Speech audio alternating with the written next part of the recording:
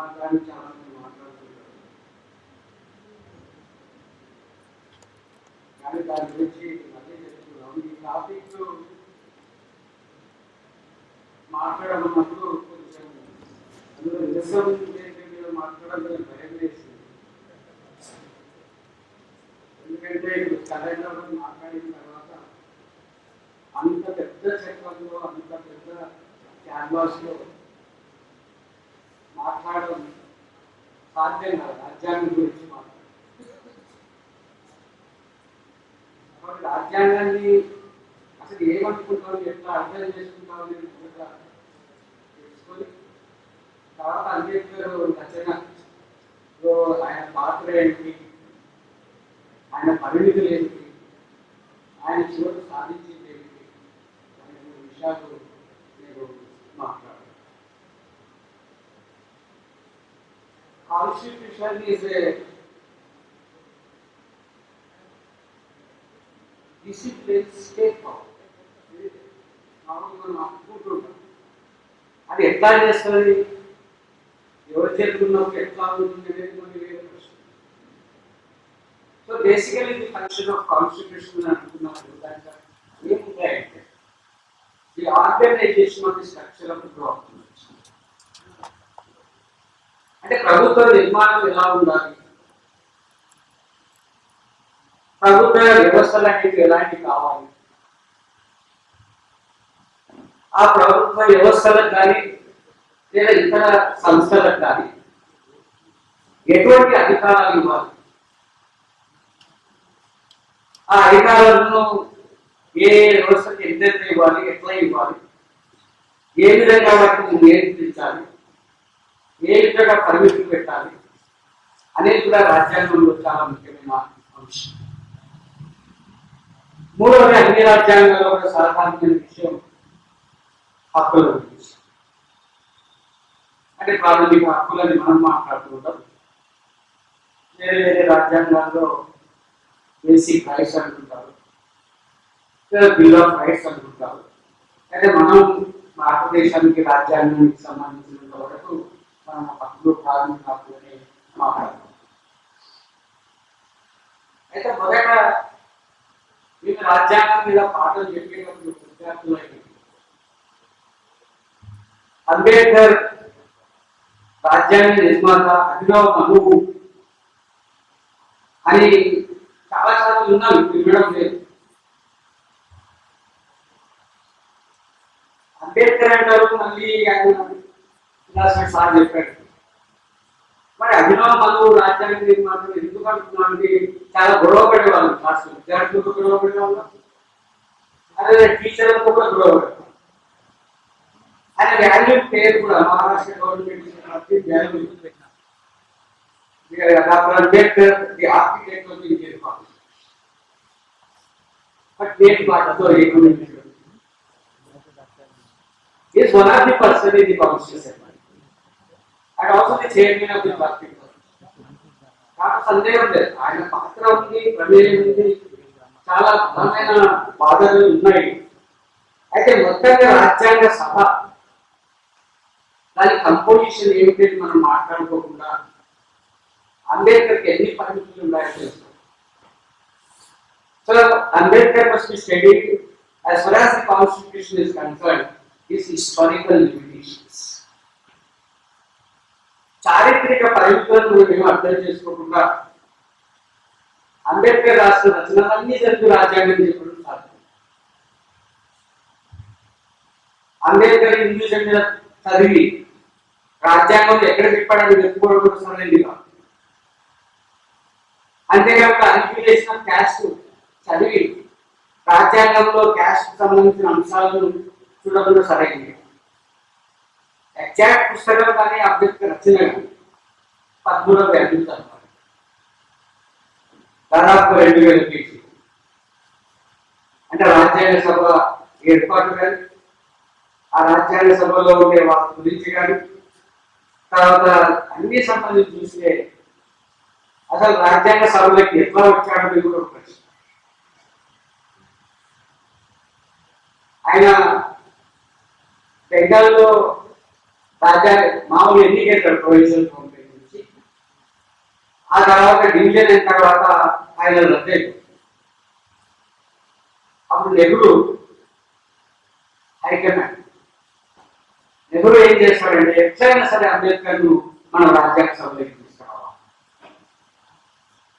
దానికి ఒక రాజేంద్ర ప్రసాద్ ఒక లెటర్ రాసి మీరు ఎట్లయినా సరే అంబేద్కర్ ను గెలిపించాలి, గెలిపించిన తర్వాత మీరు తర్వాత రాజ్యాంగ సభలో తర్వాత మేము ఏం చేయాలని చూస్తున్నాం, ఫస్ట్ గెలిపించి ఆయన తీసుకురావాలి. అయితే అంబేద్కర్ గారిని ఏదో తీసుకెళ్తున్న ఛాన్స్ అను he seizes every opportunity to be the member of the constitution and he want to play a very very prominent role in the drafting of the Indian constitution. కాబట్టి నిజంగా రాజ్యాంగం అంతా ఆయన రాశాడా? ఇది ఒక పెద్ద ప్రశ్న. చాలా మంది విమర్శలు ఏం చేస్తుంటారు అంటే 1935 యాక్ట్ రాజ్యాంగానికి ఏం తేడా లేదని మన కమిషన్ మాట్లాడుతున్నప్పుడు అది కొంతవరకు వాస్తవం, వేరే పూర్తిగా వాస్తవం కాదు. ఎందుకంటే 1935 యాక్ట్ లో 2/3 మన రాజ్యాంగంలో ప్రస్తుత రాజ్యాంగంలో ఏ అంశాలు ఉన్నాయంటే పరిపాలనకు సంబంధించి అధికారము పరిపాలనకు సంబంధించిన అంశాలన్నీ కూడా 1935 యాక్ట్ నుంచి తీసుకుంటాం. అయితే అంబేద్కర్ దానికి ఏం చెప్పలేదు, మీరు తీసుకుంటామన్నాడు. ఎందుకు తీసుకుంటాము అంటే గత 150 ఏళ్ళుగా బ్రిటిష్ వాళ్ళు మనం పరిపాలించారు. మన క్యాబినెట్ సిస్టమ్ ఆఫ్ గవర్నమెంట్ మనకు అలవాటైంది, పార్లమెంటరీ డెమోక్రసీలో మనం బతికాము. కాబట్టి మనం రాజ్యాంగం నుంచి 1935 యాక్ట్ తీసుకోవడానికి అది తప్పుగా భావించాల్సిన అవసరం లేదు. ఎందుకంటే హక్కుల గురించి కూడా మనం వేరే దేశాల నుంచి వేరే రాజ్యాంగం నుంచి తీసుకున్నప్పుడు కూడా ఆయన తప్పు లేదన్నా. So no one has a patent on rights. అంటే ఎవరికి పేటెంట్ హక్కులు లేవు. హక్కుల మీద, విలువల మీద లేదా సామాజిక సూత్రాల మీద, విలువల మీద ఎవరికి పేటెంట్ లేదు. ఎక్కడ మంచి జరిగితే ఆ మంచిని మనం తీసుకోవడం అనేది మంచి సాంప్రదాయం తప్ప అదేదో తీసుకున్నాడు కాబట్టి ఈయన రాజ్యాంగం తెలియదేమో. కాబట్టి హిస్టారికల్ లిమిటేషన్స్ లో ఆయన పనిచేశాడు. ఆ పనిచేయడమే కాకుండా మొత్తంగా రాజ్యాంగ సభ ఎవరితో ఉంది, ఎవరు మెజారిటీ? కాంగ్రెస్ వాళ్ళు అన్ని రకాలు ఉన్నారు, అన్ని వర్గాల వాళ్ళు. అయితే మెజారిటీ ఎవరు? కాంగ్రెస్. ఏ రెజల్యూషన్ అయినా పాస్ కావాలన్నా, ఏ రెజల్యూషన్ అయినా రాజ్యాంగ సభలో మూవ్ చర్చించి దాన్ని తీసుకోవాలన్నా, ఆమోదించాలన్నా మొదట Congress party decide. Congress party decide చేసిన తర్వాత అది చర్చకు వచ్చి అది కొన్ని సవరణలు చేసిన తర్వాత ఆ సవరణలు కొంత చర్చ జరిగి కొంత మార్పులు జరిగి చివరికి రాజ్యాంగ డ్రాఫ్ట్లో రావడం అనేది చూసాం. దాదాపుగా 7,637 సవరణలు పట్టుకోవాలి.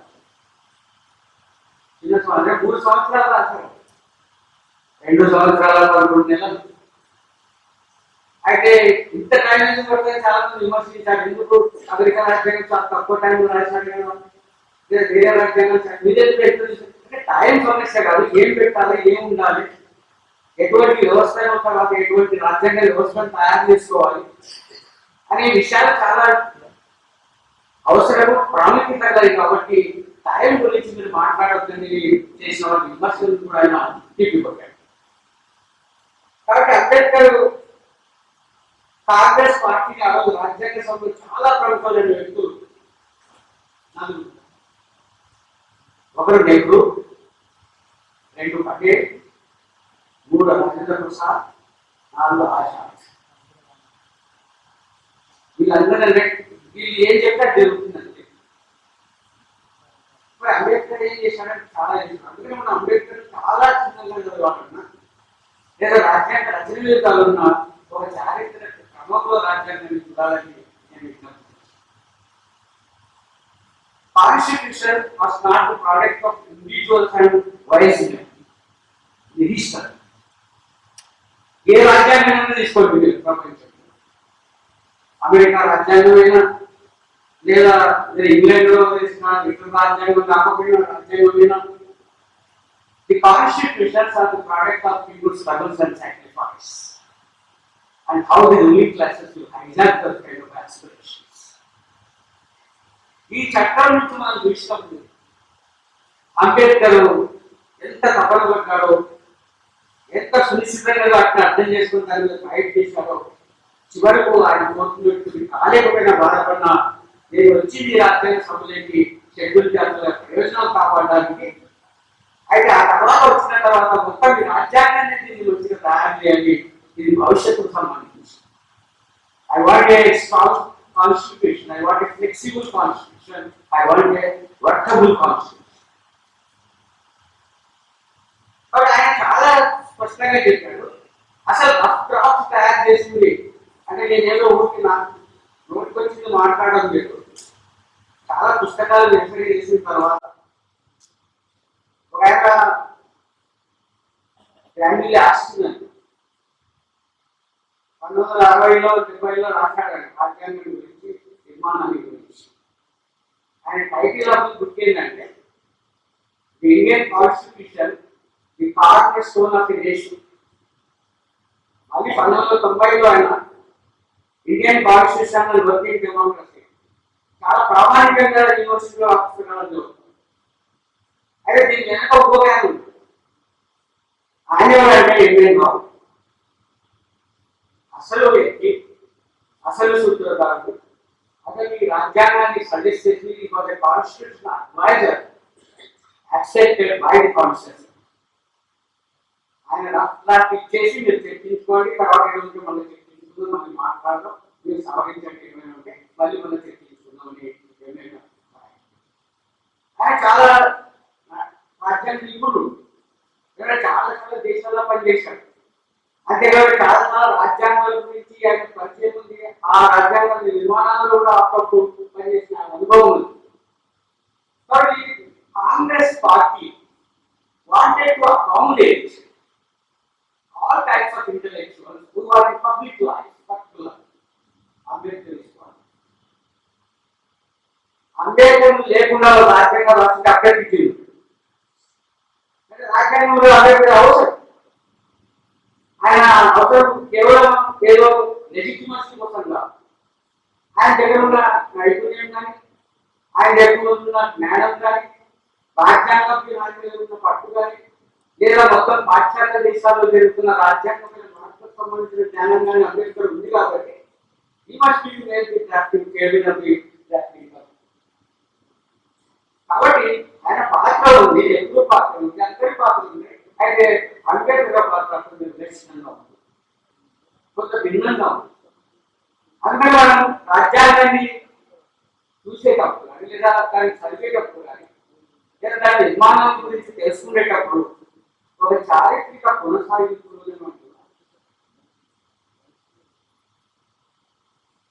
భారత రాజ్యాంగ రచన మీద ప్రధానంగా 3 చారిత్రక శ్రవణులు, 3 చారిత్రక వాకులు దాని మీద ప్రభావం. అంబేద్కర్ గురించి తెలుసారు. మొట్టమొదటిది యూరోప్ లో, ముఖ్యంగా పాశ్చాత్య దేశంలో జరిగిన బూర్జువా ప్రజాస్వామిక విప్లవాల ప్రభావం మన రాజ్యాంగ రచన మీద ఉంటేనే మనం అర్థం చేస్తాం. అంటే ఫ్రెంచ్ రెవల్యూషన్ గురించి, లేదా ఇంగ్లాండ్ జరిగిన రెవల్యూషన్ గురించి, లేదా అమెరికన్ వార్ ఆఫ్ ఇండిపెండెన్స్ జరిగిన గురించి, లేదా అప్పుడు హక్కుల కోసం జరిగిన పోరాటాల గురించి, అవన్నీ ఒక చరిత్ర. మొత్తం దాని బూర్జువా ప్రజాస్వామిక విప్లవాలు ఫ్యూడలిజానికి వ్యతిరేకంగా పోరాటం చేస్తూ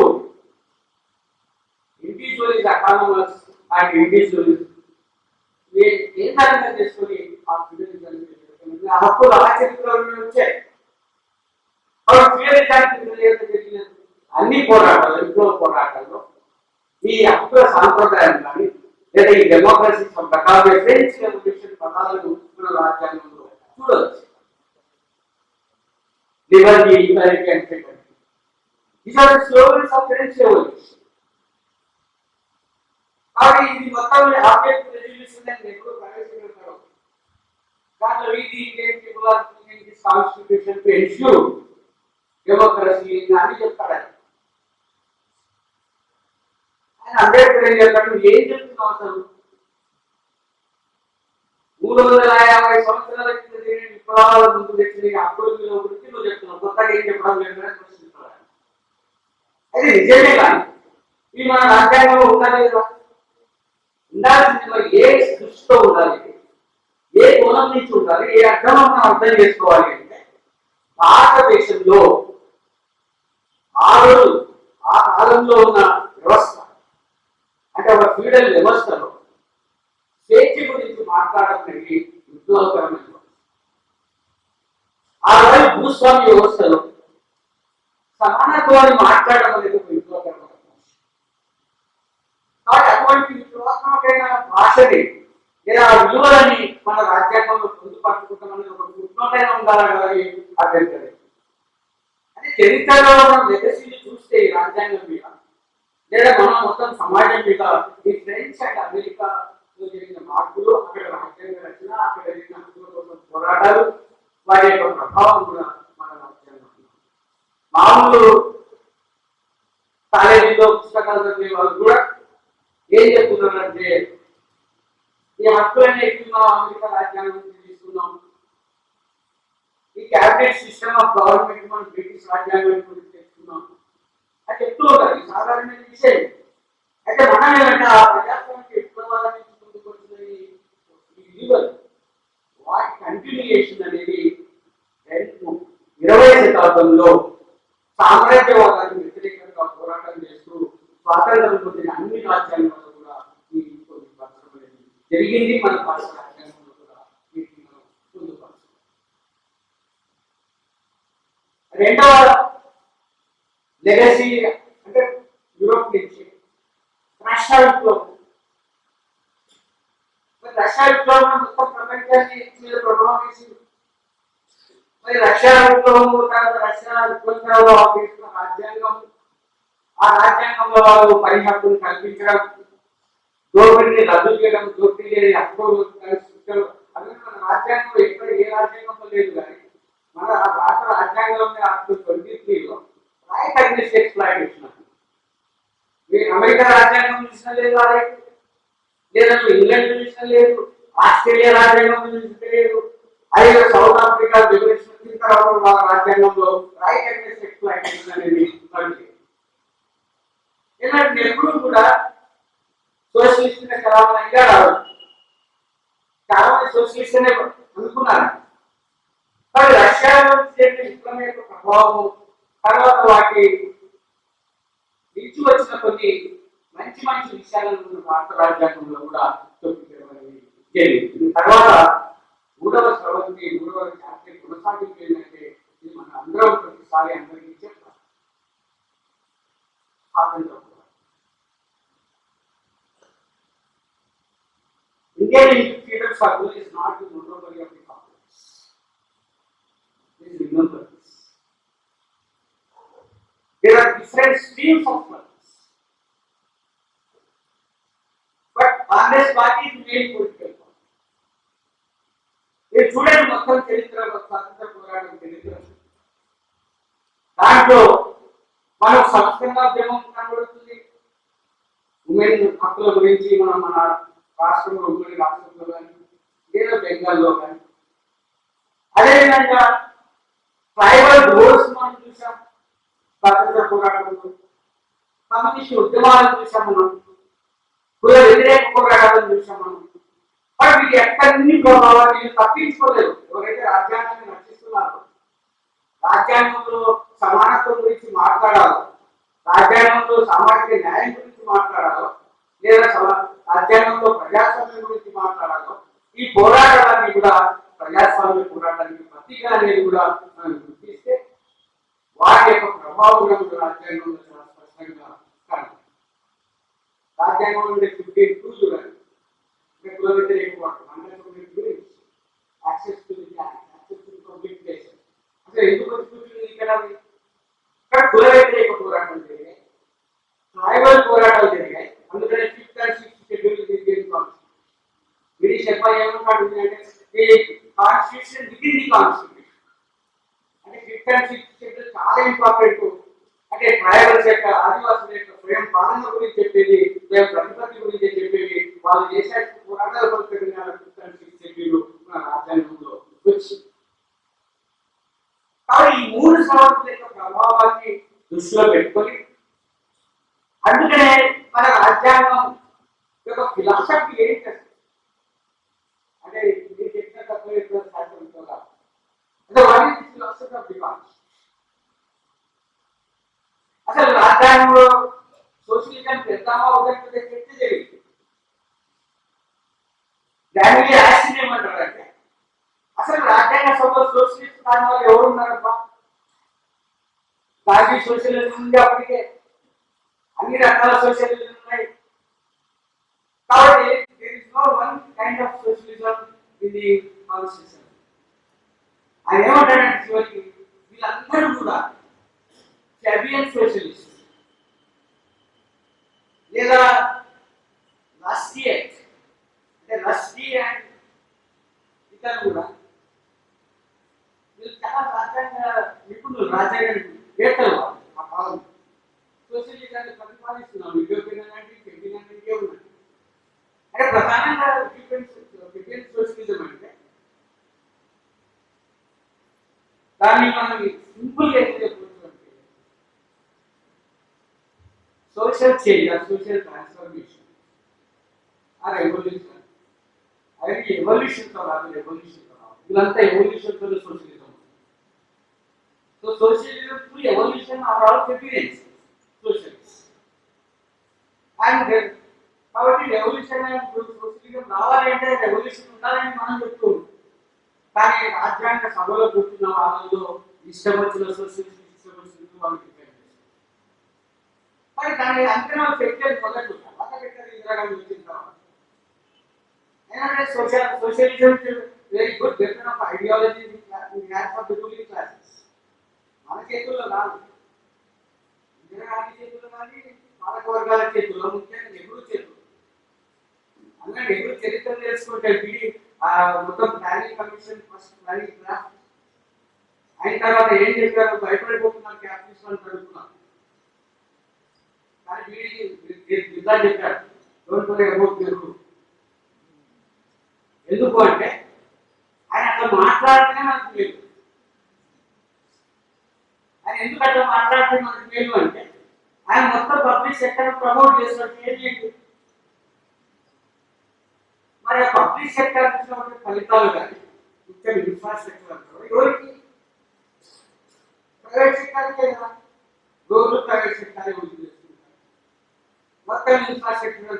కాబట్టి public sector by Nehru is a feedback for the private capital. కాబట్టి ఆ రోజు భయం లేదు సోషలిస్ట్ రాజ్యాంగ సభ అంటే రకాలైన వాళ్ళు ఉన్నారు. కాబట్టి మొత్తంగా ఏమంటే మొత్తం ఈ రాజ్యాంగ సభలో మొత్తం ఫిలాసఫీ ఏంటి, అసలు లక్ష్యం ఏంటి? చాలా మంది ఏం చెప్పారు అంటే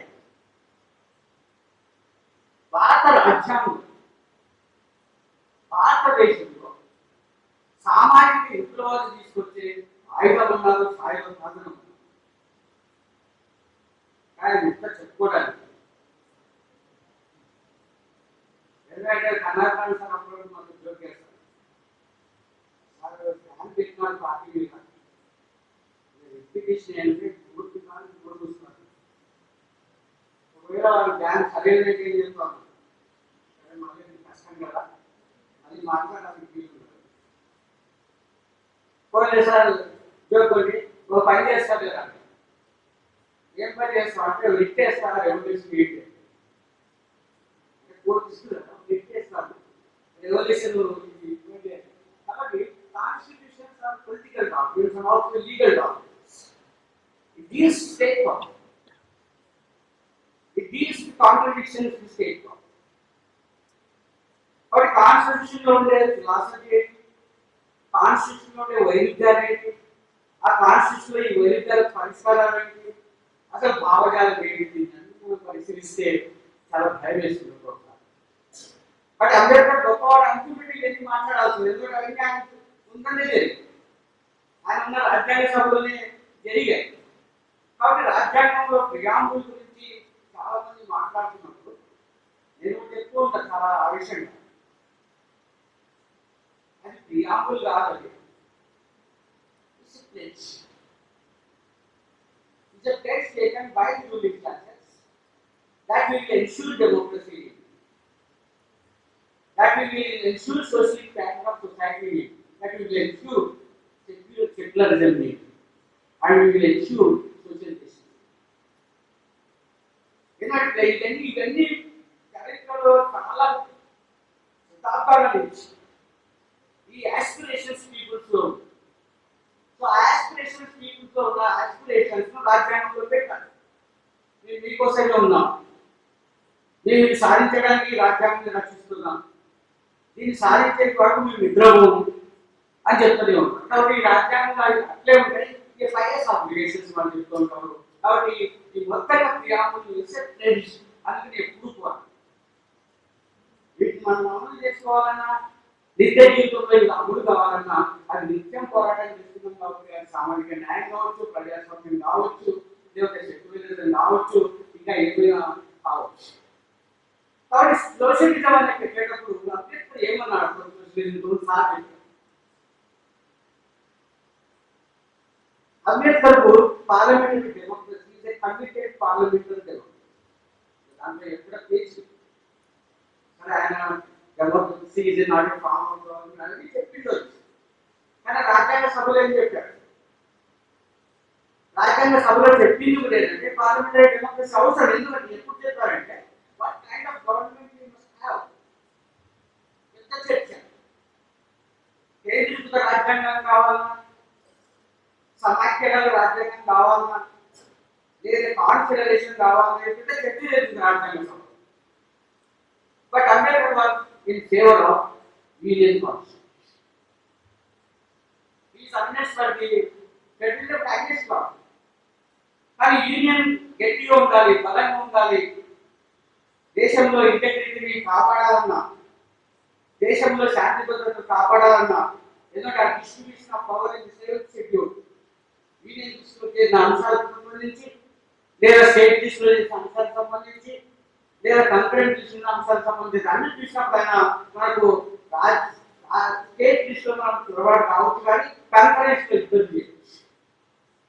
so finally that power is twisted towards centre. సరే మన తెలంగాణ ఉద్యమంలో మనం మాట్లాడుతున్నాం, చిన్న రాష్ట్రాల ఉన్నాడు అది చాలా స్పష్టంగా కాదు. అయితే you never accepted for the secession of Kashmir కూడా ఒప్పుకోలేదు. ఆయన ఉద్దేశం ఏమిటంటే మన యూనియన్ అంటే అగ్రిమెంట్ తో యూనియన్ ఏర్పడాలి. There is no voluntary agreement between union and states. ఇంకా పటేల్ చరిత్ర రాయలన్నా how he forcefully asked to principal states and other states to join union. మనకు తెలుసు నిజాం చరిత్ర. కాబట్టి ఆ విధంగా అంటే can also that union must be strong and చెప్పి అంటే it is unitary at the same time flexible. It must be strong in times of war and also in situations of emergency. ఏ అంబేద్కర్ ఇక్కడేమో పుస్తకాలు చదివితే మనకు ఉద్రేకం వస్తుంది. రాజ్యాంగంలో వచ్చినట్టు ఎందుకు అంతసేవకులుగా రాజ్యానికి కేంద్రీకృత రాజ్యం, కేంద్రానికి ఎక్కువ పవర్లు, ఇవన్నీ ఎందుకు ఇస్తున్నానంటే no other go. His interest is how to safeguard the scheduled caste interests. So let us compromise. And అది ఓపెన్ చేస్తాను. ఇద్దరు ఎన్నికలతో నేను ఒకేసారి పోరాటం చేయలేదు. ఇద్దరు ఎన్నికలు ఎవరు? కాంగ్రెస్ పార్టీ. కాబట్టి రెండో హిందూ సమాజం. కాబట్టి హిందూ సమాజంలో ఆత్మహత్య వస్తుంది, ఎక్కువ ఆత్మహత్య దీంట్లో బ్రిటిష్ వాళ్ళకి మార్పు తీసుకొని వస్తున్నారు.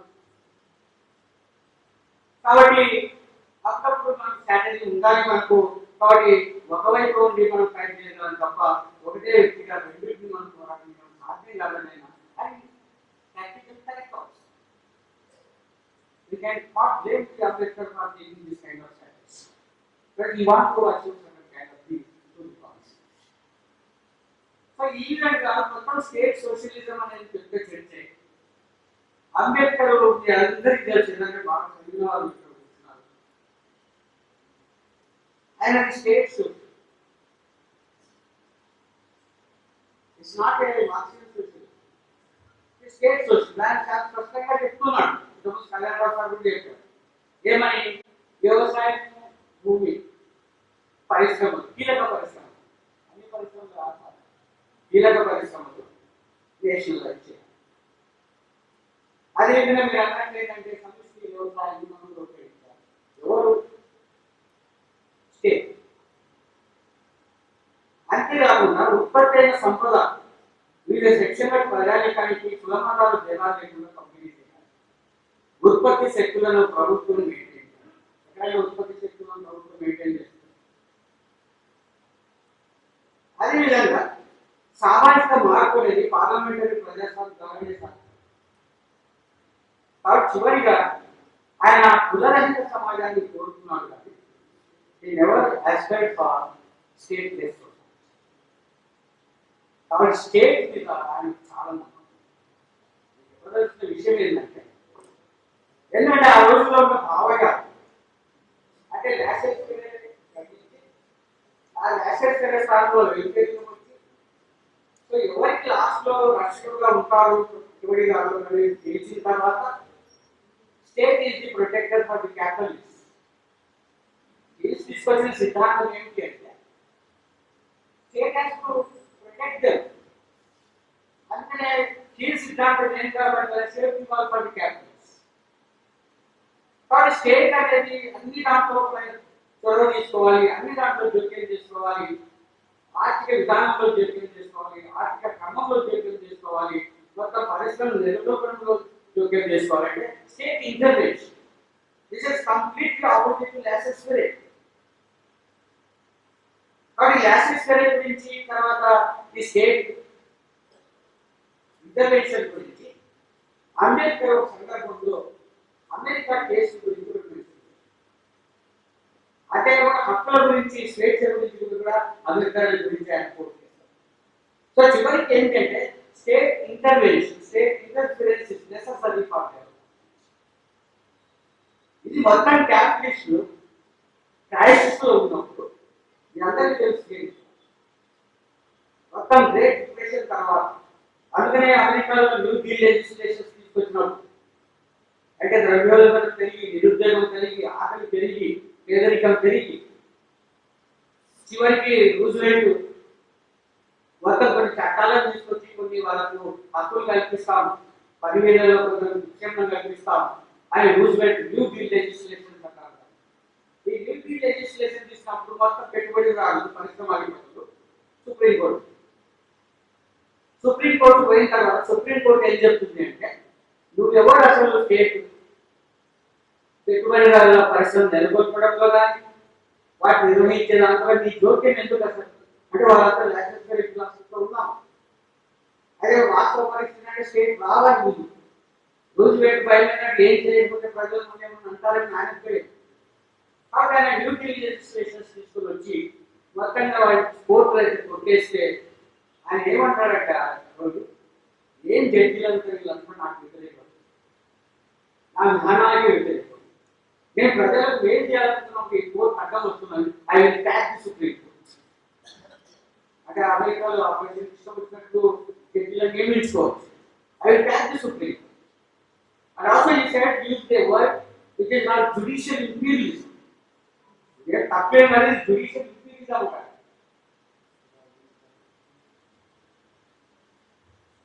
judicial imperialism మన ఇండియాలో కూడా అట్లేదు. డాక్యుమెంట్స్ కొట్టేసినప్పుడు టీవీ పరిస్థితి పోయినప్పుడు నేను చెప్పిన వాళ్ళే జడ్జిలు ఉన్నారు. Judges must hold the power and also continue the tenure as long as they follow my policies. కాబట్టి రిలేటివ్ గా స్వతంత్రత చూడాలి తప్ప మనం ఏదో ఒక అబ్జెక్టివ్ విశ్లేషణ ఉంది, జరుగుతుంది మాత్రం మనం అనుకోవడానికి వీలు.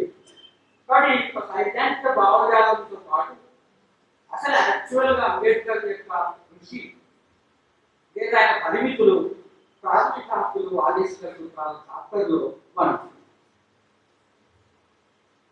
సమానత్వం అనేది మనం ఆర్టికల్ 14 ఒక్కచోటే లేదు. చాలా మంది equality before law, equal protection of law, article 14 చూస్తూనే ఉంటారు. అసలు వాస్తవం కాదు. Equality different dimensions of equality చాలా ఆర్టికల్స్ మనం 15 అంటే డిస్క్రిమినేషన్, క్యాస్ట్ డిస్క్రిమినేషన్ పోయింది. అదే 16 కానీ అక్కడే రిజర్వేషన్, సెల్ఫ్ సమానత్వం కోసం రిజర్వేషన్. అదేవిధంగా 21లో కానీ 23లో కానీ 24లో ఉమెన్ కు చిల్డ్రన్ సంబంధించిన ప్రొటెక్షన్స్ ఏంటని 24లో చెప్పారు. అదేవిధంగా 38, 39, 46 ఇవన్నీ కూడా different types of inequality for explaining the Indian concept. ఒకసారి మా ప్రొఫెసర్ అడిగి సార్ అన్ని ఈక్వాలిటీ గురించి చెప్తున్నారు, పావర్టీ గురించి ఏం లేదా దీని దగ్గర వర్డ్ లేదా? పావర్టీ అంటే లా అండ్ పావర్టీ ఒక పెద్ద సబ్జెక్ట్. లా అండ్ పావర్టీ రాజ్యాంగంలో పావర్టీ అనే పదవి ఎప్పుడు ఏమో అసలు బాగా పావర్టీ ఈ రాజ్యాంగం అనేది ఎందుకు తీసుకొస్తున్నాం అంటే దానిలో కన్నీళ్లు దుడవడానికి, కూడు కల్పించడానికి, అసలు దేశంలో ఈ పవర్ని తొలగించడానికి రాజ్యాంగం అదర్వైజ్ చెప్పే constitution. It's a purposeless constitution. అంత గొప్ప ఎందుకు పావర్టీ వాళ్ళు అర్థం చేస్తుందంటే పావర్టీ అంటే equality power, equal dimensions, not only economic equality, social, political, other kind of equality. కాబట్టి మొత్తం ప్రాథమిక హక్కులు. అందుకని అంబేద్కర్ చెప్పింది ఏంటంటే భారతదేశంలో ఈ కుల వ్యవస్థ ఉన్న సమాజంలో సమానత్వం అనే పదమే చాలా గంభీరమైన పదం.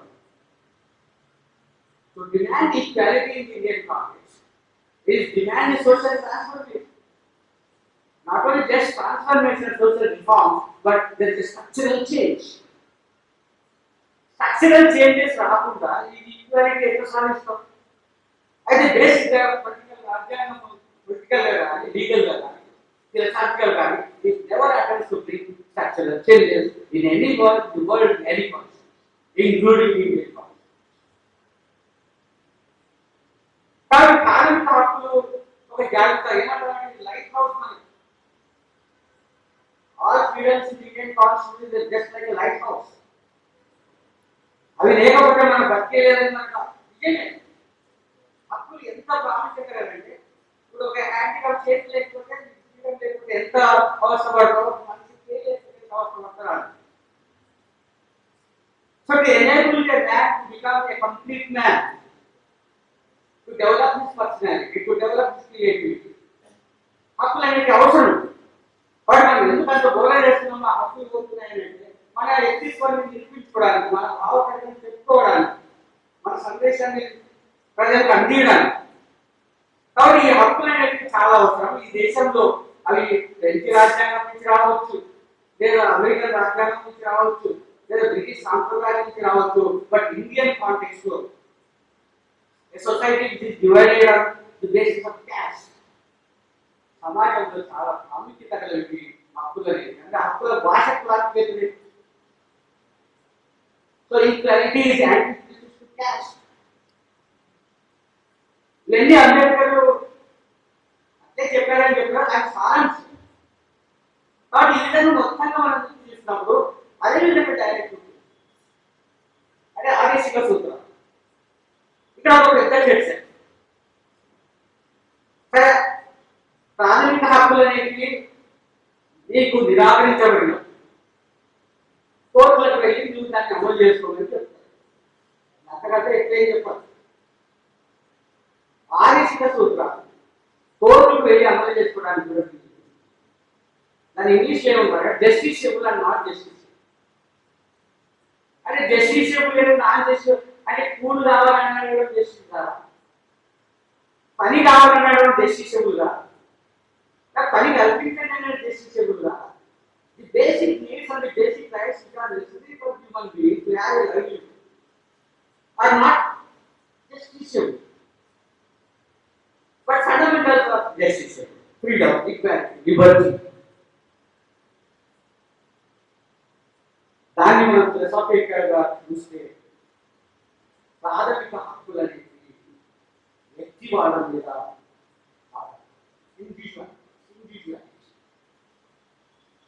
అందుకనే అది ఎవరో టాటా మీద టెలిఫోన్ ట్యాపింగ్ చేస్తుంది ఆ పేరు మర్చిపోయినా ఆయన కోర్టు పోయి చెప్పిన రైట్ టు ప్రైవసీ అన్నాడు. ఇప్పుడు రైట్ టు ప్రైవసీ చెప్పడానికి క్యాపిటలిస్ట్ ఏమన్నారు, మీరు నేషనలైజ్ ఎందుకు చేస్తారు, సో నేషనలైజ్ సో అమెండ్ అని వ్యక్తివాదం మీద వ్యక్తి అస్తిత్వం మీద ఆ కారణం వస్తే ఇండివిజువల్ అంటే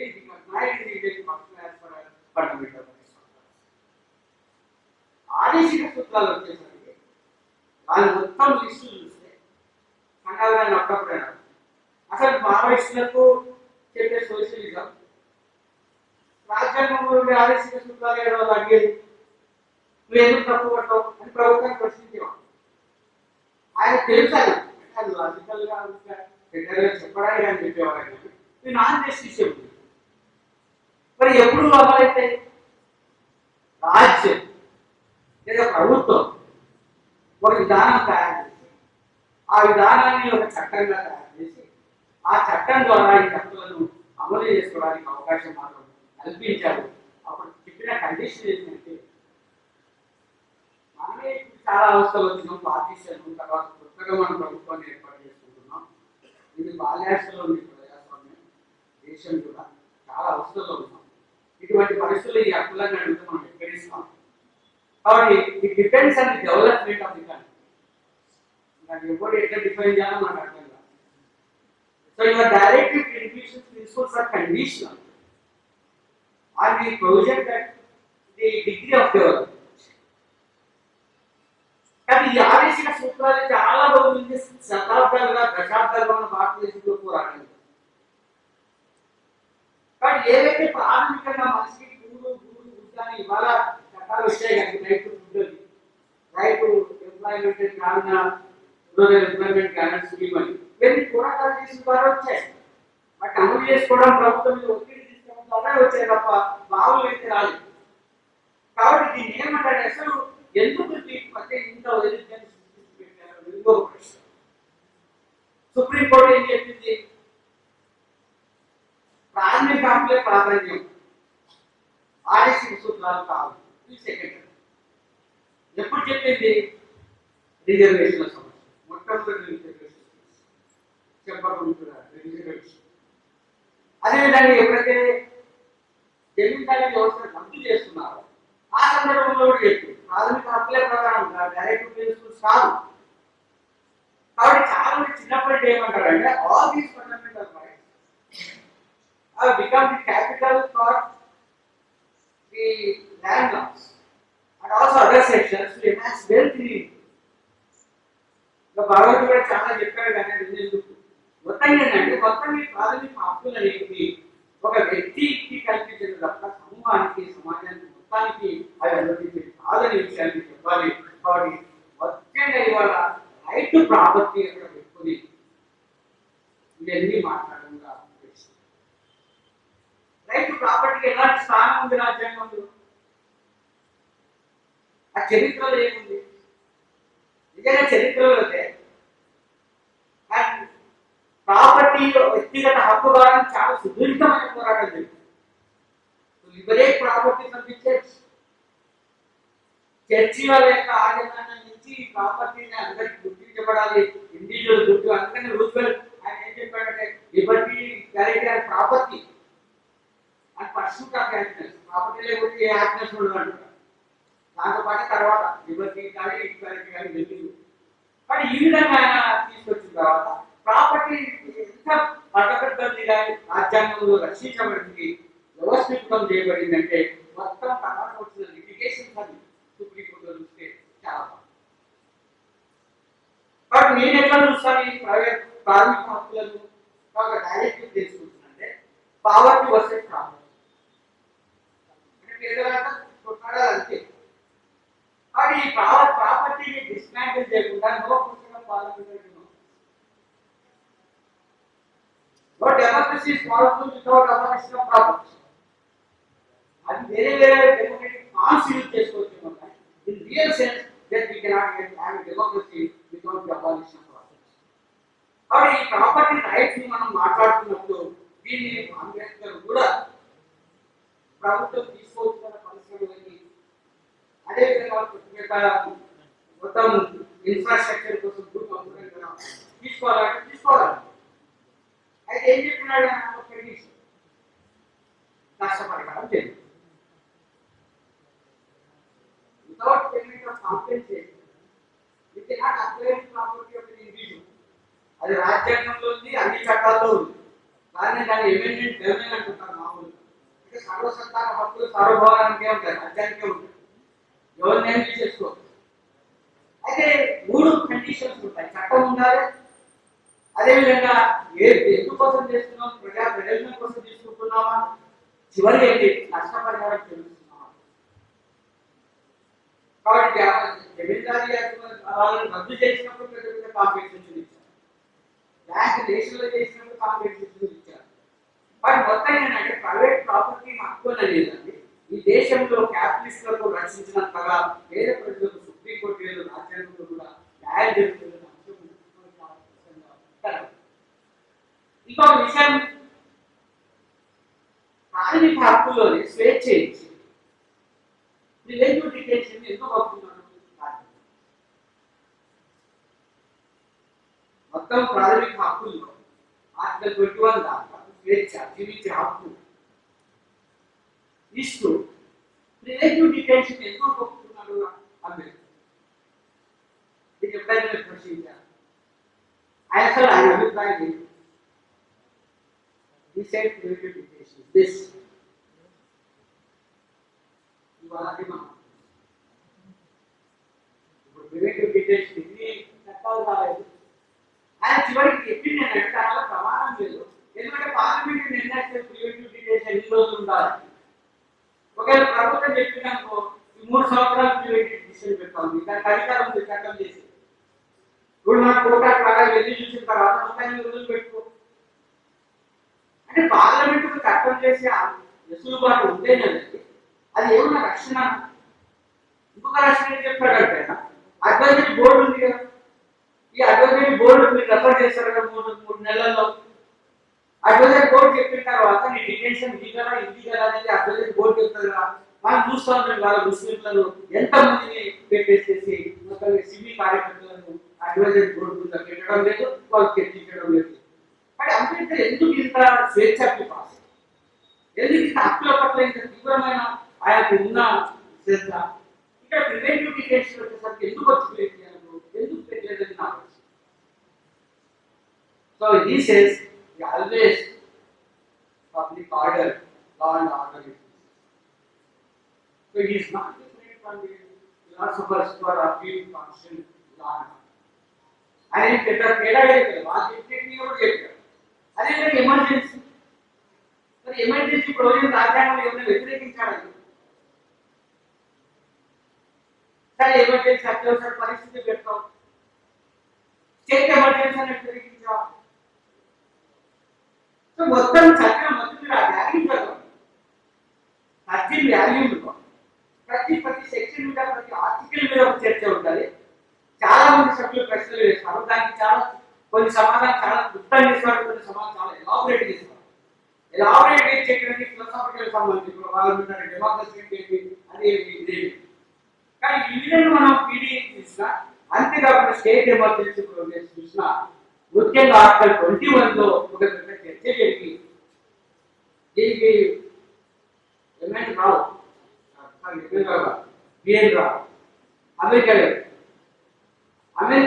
ట్రాన్స్ఫర్ సుప్రీం కోర్టు కలిసి మేము ఇక్కడ ఆర్టికల్ 21 అంటే స్వేచ్ఛ వ్యక్తి యొక్క ప్రాణాన్ని కానీ స్వేచ్ఛని కానీ చట్టబద్ధంగా ఇతరులతో విధించడానికి వీలు లేదని ఆర్టికల్ 21 అదే స్వేచ్ఛ వ్యక్తి.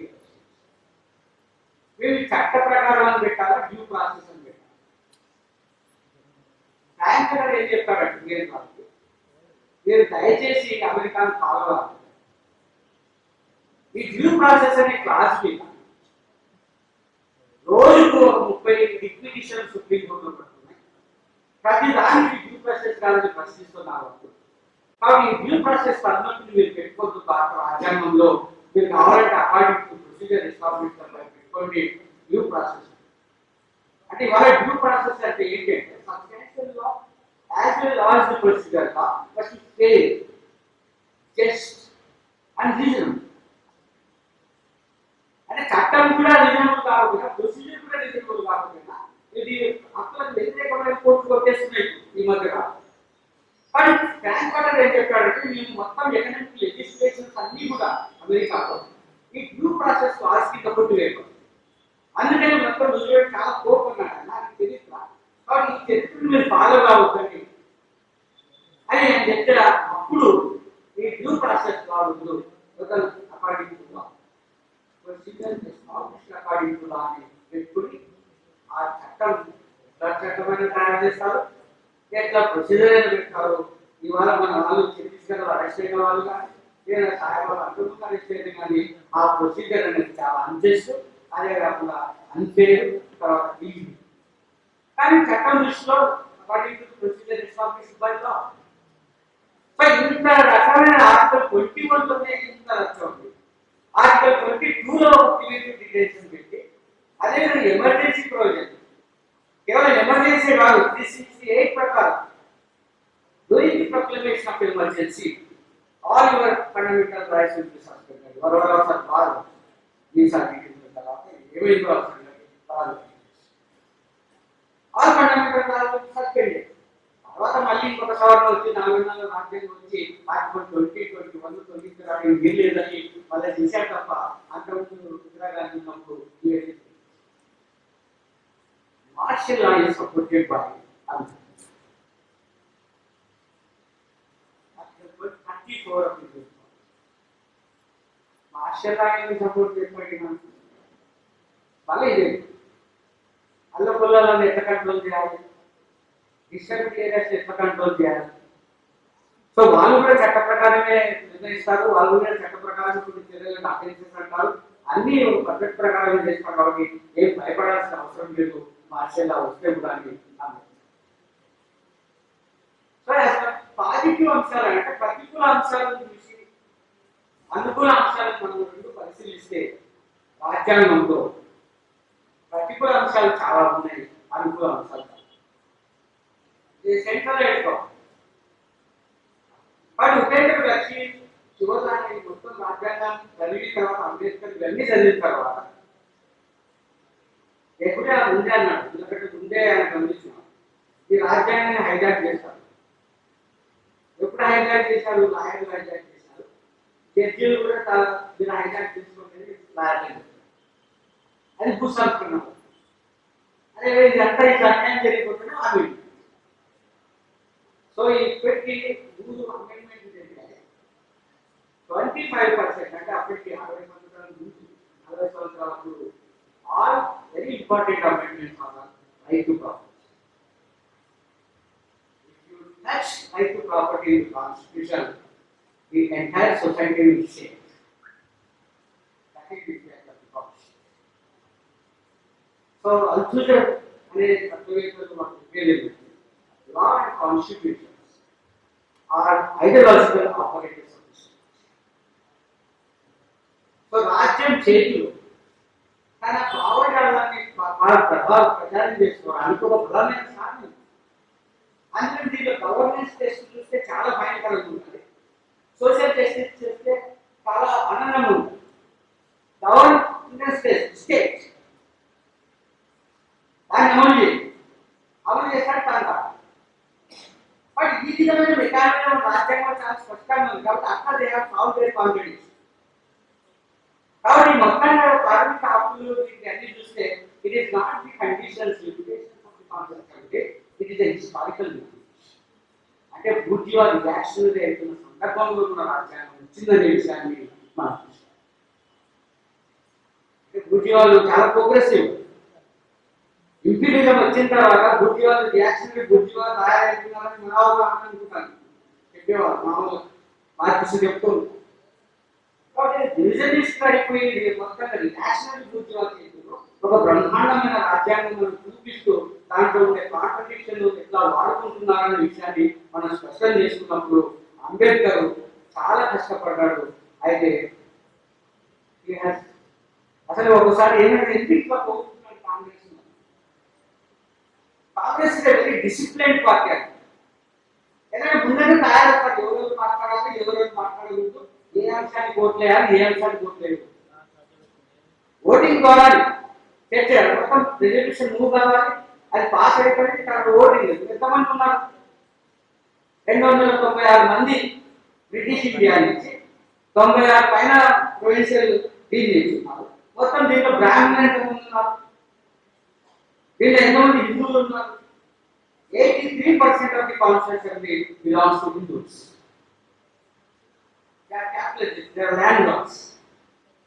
సో అయితే మనకి మీరంతా నిరుత్సాహపడవుతుంది రాజ్యాంగం బ్రాహ్మణ ఉంది ఎందుకంటే మనకి సోషల్ జస్టిస్ చేసిన ఆదరణగా మనం పోరాటం ఇది రిలీజన్ అని లేదా పనికిరాలని స్టాండ్ మనం తీసుకోవద్దు. Not have a dismissive approach because it's historical document. ఆ హిస్టారికల్ డాక్యుమెంట్ ప్రజల యొక్క యాస్పిరేషన్ లేదా విలువల గురించి ఆ యూనివర్సల్ ప్రిన్సిపల్స్ అనేటువంటి వాటి కోసం పోరాటం ఎప్పుడు జరుగుతుంది మనం చేయకపోయినా ఎప్పుడు ఆ పోరాటం జరుగుతుంది. కాబట్టి ఆ ప్రిన్సిపల్స్ మీద మనం పోరాటాలు నిర్మించడానికి ఇవాళ దళిత ఉద్యమమైన ఈరోజు మహిళా ఉద్యమమైన on the what basis it is the principle of equality. దళిత ఉద్యమమైన ఏ ఉద్యమమైనా ల్యాండ్ ఏదైనా సరే ఈక్వాలిటీ కోసం. కాబట్టి ఆ ఈక్వాలిటీ ఫ్రీడమ్ అనేటివి అది యూనివర్సల్ ప్రిన్సిపల్స్ కాబట్టి వాటిని మనం కాపాడుకోవాల్సిన అవసరం. కాబట్టి రాజ్యాంగం నుండే నెగటివ్ ఆస్పెక్ట్స్ తొలగించడానికి రాజ్యాంగం నుండే పాజిటివ్ అంశాలను ఉంచుతూ దాన్ని మెరుగుపరుస్తూ వాటి అమలు కోసం మనం కొట్లాడాల్సిన బాధ్యత. అందుకో ఆయన చెప్పిన కొన్ని ప్రసంగాలు ఆయన చెప్పిన కొన్ని మాటలు మనకు ఉపయోగపడతాయి.